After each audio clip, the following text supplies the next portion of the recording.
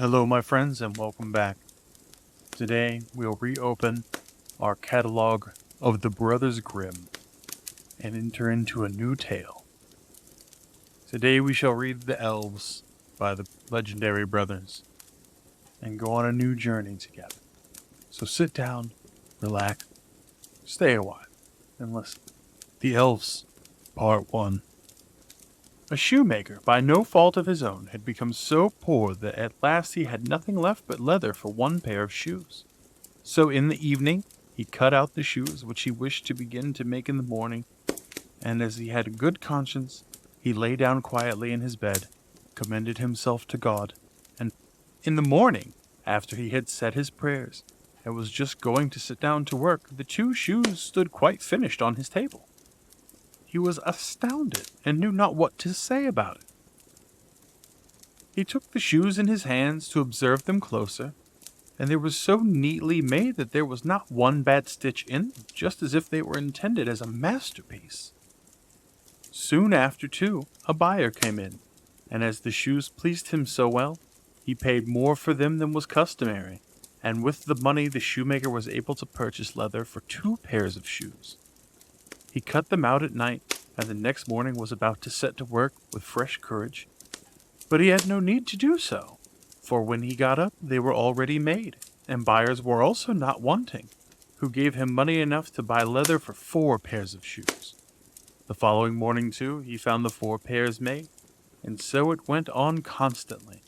What he cut out in the evening was finished by the morning, so that as soon as he had his honest independence again, and at last became a wealthy man.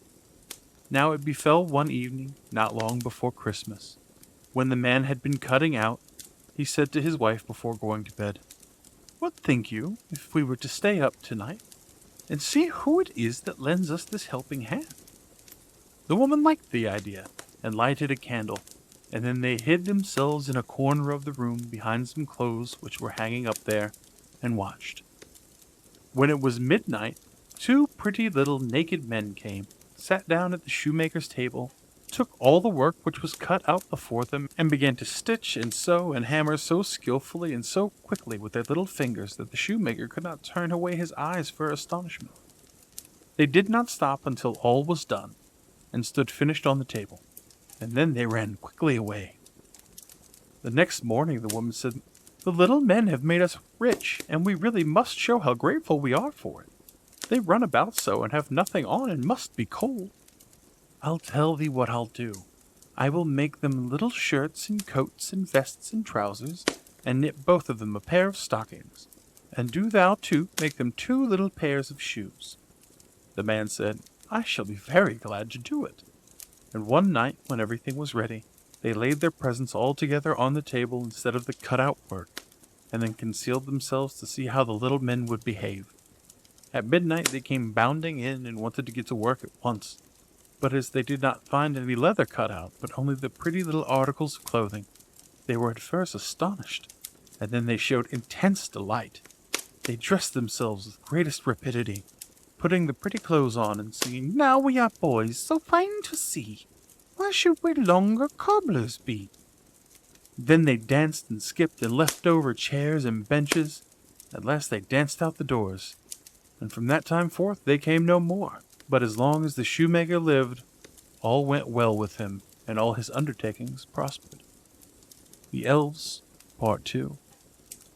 There was once a poor servant girl who was industrious and cleanly, and swept the house every day, and emptied her sweepings on the great heap in front of the door.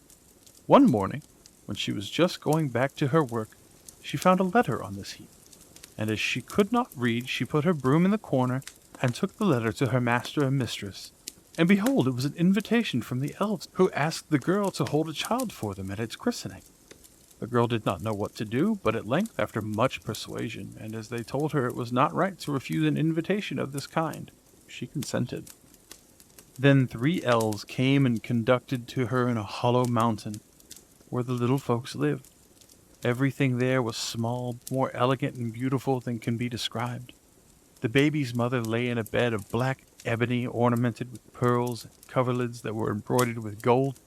The cradle was of ivory, the bath of gold. The girl stood as a godmother, and then wanted to go home. But the little elves urgently entreated her to stay there 3 days with them. So she stayed, and passed the time in pleasure and gaiety, and the little folks did as they could to make her happy. At last she set out on her way home. Then first they filled her pockets quite full of money, and after that they led her out of the mountain again. When she got home, she wanted to begin her work, and took the broom, which was still standing in the corner, in her hand, and began to sweep. Then some strangers came out of the house, who asked her who she was, and what business had she here.